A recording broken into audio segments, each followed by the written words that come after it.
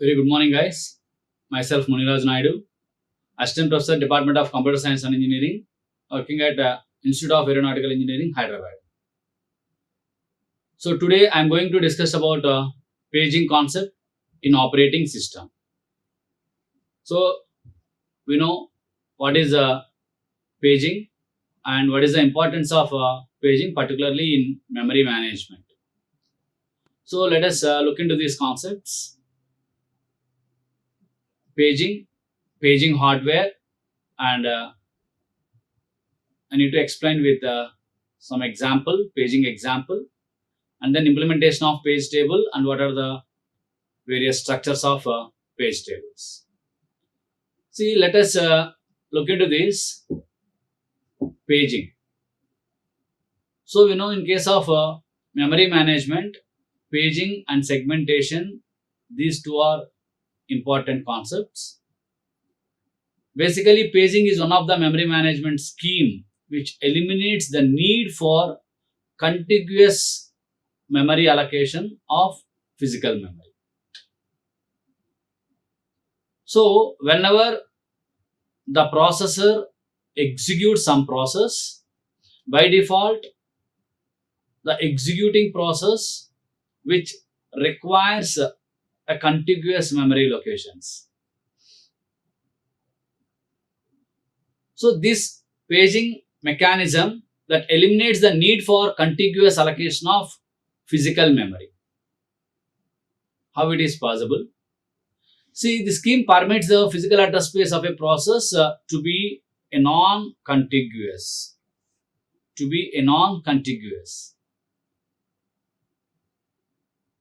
So we know whenever the processor tries to execute one particular process, automatically the processor generates the logical address to that particular process. So the logical address space of a process can be a non-contiguous. That means here the process is allocated physical memory whenever the space is available. So what happens here? The existing physical memory is divided into the fixed sized blocks. Those are frames. So those are represented with the power of 2, and the division of that particular logical memory into blocks of same size, those are called as a pages. So these two are very important. Here, this is the physical memory. The physical memory is divided into the fixed sized blocks. Fixed sized blocks in the sense, for example, each one takes 100 KB. Those are called as a frames. Whereas the logical memory, that particular logical memory is divided into the blocks of same size. Those are called as a pages. So now the processor which keeps tracks of what are the free frames. So then only the processor fit any newly arrived process into that existing frames. Let us take to run any particular program of size n pages, then we need to find n free frames. Then only the processor fit the newly arrived process into that particular frames. So for each and every process execution, the processor creates a page table. So that is, we need to set up a page table to translate logical address to the physical address. So how we need to translate logical address to the physical address? So that is already we known by the previous concept, that is memory management. So that is the mapping from virtual address to the physical address is done by a hardware device, that is we can call as a MMU, Memory Management Unit. Memory Management Unit is a hardware device that is mapping, that is known as a paging technique. Paging technique. So this is the overview of paging. So what is paging? How the logical address is converted into the physical address, and how the logical memory is divided into the pages, and how the physical memory is divided into the frames. See, this is a address translation scheme. Here, the address generated by the processor, which is divided into the two parts. One is a page number, another one is page offset. So, whenever the processor generates some address, that particular address is divided into the two parts. One is a page number and another one is a page offset. Offset in the sense displacement. So, page number, that is number of bits required to represent the pages in logical address space, or simply page number. Number of bits required to represent the pages in a logical address space. Those are called as a page numbers. Then page offset. Page offset are nothing but number of bits required to represent a particular word in a page. To represent a particular word in a page or page size of a logical address space, that is called as a page offset. So, by default, this particular page number, which acts as to represent any particular page table. So, simply this will be used as a index. Page number acts as a index to any particular page table, which contains the base address of each and every page in physical memory. So, page number is used as an index into the page table, which contains the base address of each page in physical memory. Similarly, the page offset that combines with the base address to define the physical memory address, which is sent to the memory unit. So, let us take this example. Combined with the base address to define the physical memory address that is sent to the memory unit, like this. See here, this is the actual logical address generated by the processor. We know each and every logical address generated by the processor, that is divided into the page number and page offset. Right? So, then coming to the paging hardware. Paging hardware. See, the paging hardware implementation of any page table can be done by using the dedicated registers. Because here, what is the purpose of registers? See, each and every time the page table is refreshed. That means whenever the newly process arrived as well as the already existing process are completely executed and terminated, each and every time the page table is refreshed. So, we need some less storage space. So, that's why here the paging hardware uses the registers. So, the hardware implementation of page table can be done by using the dedicated registers. But the usage of that particular register for a page table is satisfactory only if page table is small. Because only page table is small is nothing but for each and every time whenever the processor accepts a new process or terminates the executing process, automatically the page table is executed or refreshed. So, that's why here the usage of register for this particular page table is satisfactory only if the page table is small. For example, if page table contains a large number of entries, then only we can use a special, we can call as a buffer or hardware cache, that is a TLB, translation look aside buffer, that is a TLB.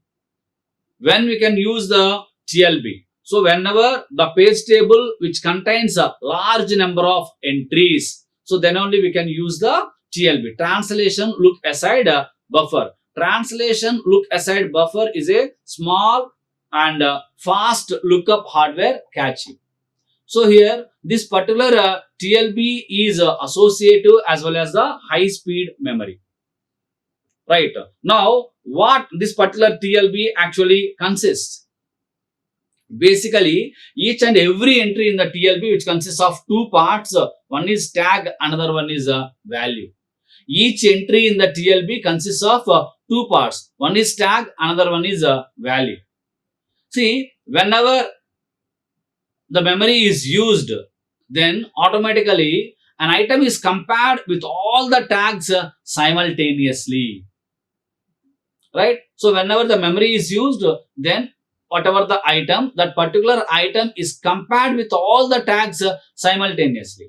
What happens whenever we need to search for something throughout the textbook, then automatically based upon the index, it shows that so wherever this particular paging concept is available in Galvin 8th edition, for example. Right? So see the in the index page, paging, and they can mention that some numbers, right? 36, 302, 799, like that. So whenever that particular item is compared with all the tags simultaneously, if that particular item is found, then the corresponding value is returned. So that is the purpose of the TLB. See, this is the paging hardware without TLB. Paging hardware without TLB. In the sense, here the paging which uses the less address space. Right? See, this is the processor. Processor generates the logical address. That particular logical address is initially divided into the page number and page offset. Now what happens here, this particular page number acts as a index to the page table. So this is the index to the page table. Each and every page table which consists of frames. Now this particular frame number is combined with the displacement, and that produces this particular physical address. See, this is the physical address. Now whatever the page we are trying to search, so where we need to find that particular page, so in the physical memory that describes this particular physical address. Right? See here, this is the frame, this particular frame which is available in this page. So this is the paging hardware without translation look aside buffer. Right? Now, based upon the previous hardware diagram, here what is the paging model of logical and physical memory? Let us take my process which consists of 4 pages. My process which consists of 4 pages. Those are represented from 0 to 3 page. Now, initially, the logical memory which consists of all the 4 pages, 0 to 3. So, this is the page table. For the page table, page number acts as a index. Right? See, page 0, page 1, page 2, page 3. So, these are the page numbers. These are the page numbers. Now, this represents that frames, right? So, where this particular page 0 is available in the frame 1, where this page 1 is available in the frame 4, right? Where this particular page 2 is available in the frame 3, like that. See here, in the associated physical memory, this represents that frame, right? See, frame 1 which consists of page 0. Is it right? Frame 1 which consists of page 0. See here, frame 1 which consists of page 0. Similarly, frame 4 which consists of page 1. Frame 4 which consists of page 1. Right? So, this is the paging model of logical memory and physical memory without using the TLB, translation look aside buffer. Right? So, simply say that this 32-byte memory and 4-byte pages, let us take example. So, this is a 32-byte memory and 4-byte pages. 4-byte pages. Right? See, this is the logical memory. So that is represented like this 0 to 15, right? So these are the page tables. These are the page tables, right? So how these page numbers and frame numbers are mapped to the physical memory. So we know this is the page number, right? This is the frame. See, frame 5, which is available at page 0, page 0, right? So like this here we need to convert logical memory into the physical memory, right? So now what happens, based upon the previous example, how the processor allocates the executing pages, as well as how the processor identifies the whatever the free frames which are available after executing this particular process, right? See here, this is a before allocation, right?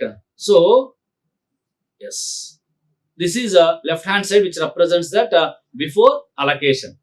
See here, initially my new process which consists of 4 pages, those are 0 to 3, right? So those are already stored in somewhere, right? So page 0, page 1, page 2, page 3. Now before executing this particular one, the free frame list are 14, 13, 18, 20, 15. See, these are the free frames, right? So we need to represent with a shaded line, right? Or 13, 14, 15, 18 and 20. So these are the free frame list. Now whenever the processor executes my process, then automatically it allocates some space, right? So what happens here, my newly arrived process which consists of only 4 pages, automatically these 4 pages which requires 4 free frames, is it right? So what happens here, see, this is the newly arrived process, that is we can call it after allocation, newly arrived process, right? So definitely page 0 will be stored in wherever the free frames are available. Let us take my page 0 which is stored in 14, page 1 which is stored in frame 13, frame 2 which is stored in frame 18, page 3 which is stored in 20, right? See what happens here, 14 is you can call as a occupied, then 13 is occupied by newly arrived process, then 18 is occupied by page 2 and 20 is occupied by page 3. Now only the 15 is free. See here, the free frame list is only 15. Now these are represented in the physical memory. See here what happens, page 3 which is allocated, or we can call it the frame 3 which is allocated in this particular one. See here, the frame 20 which is used by the page 3, right? Page 0 at 14. So like this here, the processor identifies that free frames, right? So what happens, the concept says that paging which requires a non-contiguous memory locations in the physical memory, is it right? So here page 1, page 0, 1, 2, 3, these are not in a contiguous manner, right? Because page 0 at 14, page 1 at 13, so like this. So that is the concept of paging. Now coming to the next one, implementation part. Implementation of page table. So the page table is kept in main memory. Initially the page table which is kept at main memory, because each and every time that is refreshed. So the page table register which points to the page table. The page table register which points to the page table. So in addition to this page table base register, we have page table length register. Page table length register, which indicates the size of the page table. Which indicates the size of the page table. See here, we have PTBR, that is page table base register, and PRLR, page table length register, which indicates the size of the page table. So in this scheme, each and every instruction which access that requires two memory accesses, right? So one for the page table, another one for the data or instructions. So what happens here? These two memory access problems, those are solved by using the special we can call as a high speed hardware caching, right, which is called as a TLB, translation look aside buffers, right, which is also called as a associative memory, right. So already we know that when we can use this particular TLB, translation look aside buffer, whenever that particular paging which requires a huge amount of logical address space.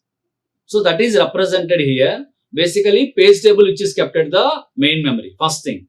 So here we have a page table base register which points to the page table, and page table length register which indicates what is the size of that particular page table.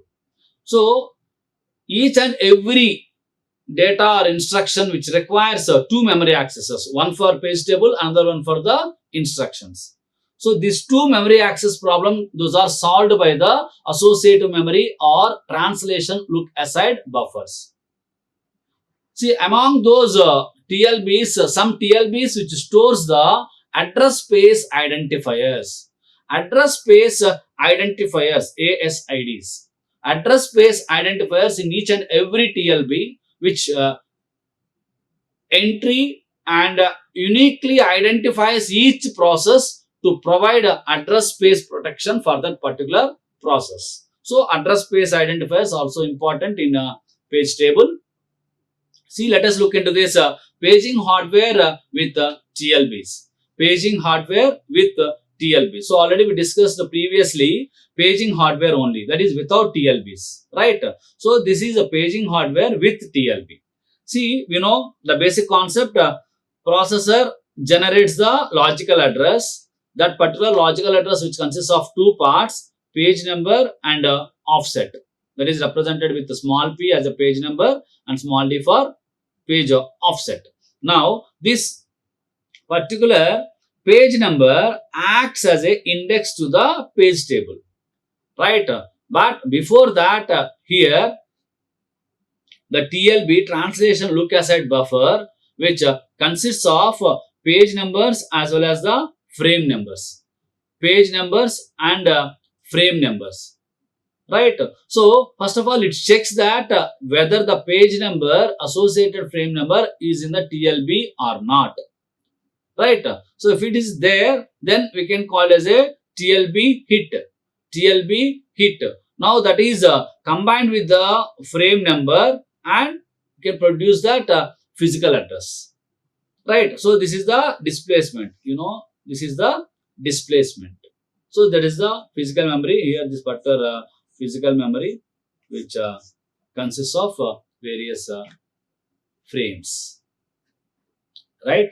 So that is represented paging hardware with TLB, right? So you know this particular TLB hit and TLB miss, just like our cache memory, right? So always a cache memory places in between main memory and secondary memory, right? So whenever the processor requires some information, automatically the processor accepts that particular information and places in the cache, right? For each and every execution purpose, right, we need to access from the cache memory. See, then memory protection. This particular memory protection implementation by associating protection bit with each and every frame. Associating protection bit in the sense we have two bits. One is valid bit, another one is a invalid bit. So that represents a valid, invalid bit attached to the each and every entry in the page table. So what is that a valid and what is that invalid? What is that valid and what is that invalid? We know valid bit which indicates that associated page which is in the process logical address space. Right? So whatever the page number, we are ready to access that particular page which is available in the logical address space. That represents that valid bit. Invalid in the sense which indicates that particular page is not in the process logical address space. Right? So that means again we need to access from the secondary memory and we need to store into that particular invalid process. See here, valid or invalid bits in a page table. Let us take these are the pages 0 to 5, right? So these are the address spaces 0 to 1 to 287. So this is a page table. We know page table which consists of frame numbers as well as the valid or invalid bit, right? See, page 0 which is at frame 2, page 1 which is at frame 3. So these are the frame numbers and associated pages. So this represents that valid. So everything is valid only except let us take these two are invalid, right? So first of all we need to look into that what are the valid bits, right? So we know valid in the sense that particular page is available in the physical memory. See, this is a physical memory. See here, page 0 which is available at frame 2, page 0 which is available at frame 2, page 1 which is available at 3, page 1 which is available at 3. So these are the valid bits. See here, what happens here? 6, frame 6, here 0 represents invalid. See, this is invalid, right? So like this here we need to represent that valid or invalid bits. Then shared pages. So shared code and private code. So what does that mean? Shared code, private code. So what are the important parameters in case of memory management? See, whenever we need to access some information, definitely that particular information is shared to all the users, right? So then only we need to achieve some goals regarding the memory protection. So shared code in the sense here, one copy of read-only code shared among various processes, because again they don't want to store in their local systems. One copy of read-only code shared among various processes. So that particular shared code where we need to share like text editors, compilers, Windows systems, etc. This particular shared code must appear in same location in the logical address space of all the processes. Right? So because each and every time whenever the processor accepts that particular process, so that particular shared code which is available in the same location in the logical address space. Then coming to the next one, private code and data. Private code and data. So each process keeps a separate code of the code as well as the data. So simply say that our own data may be run within our system or local workstation. So each and every process keeps a separate copy of the code and data. So what happens? There is some drawback here, like a more number of copies are available in each and every system. Each and every process which keeps a separate copy of the code as well as the data, and whatever the pages for this private code and data can appear anywhere in the logical address space. Anywhere in the logical address space. Whereas the shared code means that must appear in the same location. This is anywhere in the logical address space. Same location in the logical address space. So these are the two variations between shared pages. See, this is the shared page example. Let us take three processes P1, P2, P3. Right? See, my process P1, which consists of these number of pages. So the associated page table for this particular process P1 is right 3, 4, 6, 1. Similarly, my process P2. So these are the associated pages, and this is the page table for process P2, and process 3 page table for process 3. Now here see page 1, or we can call it as a frame 1, which stores the data 1, which stores the data 1. So this is related to the process P1. Similarly, frame 7, which stores the data 2. See here, frame 7, which stores the data 2, 1, which stores the data 1. Similarly, 2, which stores the data 3. Right? See, these are the shared pages. Right? See, frame 3, which consists of ED1. Similarly, frame 3, which consists of ED1. Frame 3, which consists of ED1. See, frame 3, which consists of ED1. So that represents that shared pages. Shared pages. I hope you understood. Right? So difference between normal pages and shared pages. Right? So in this video, we discussed what is paging, what is the importance of paging, how the logical address is generated into the physical address, right? So according to the paging concept, each and every process must stored in the physical memory in a non-contiguous manner. That is very important. So that will describe with the help of the paging hardware.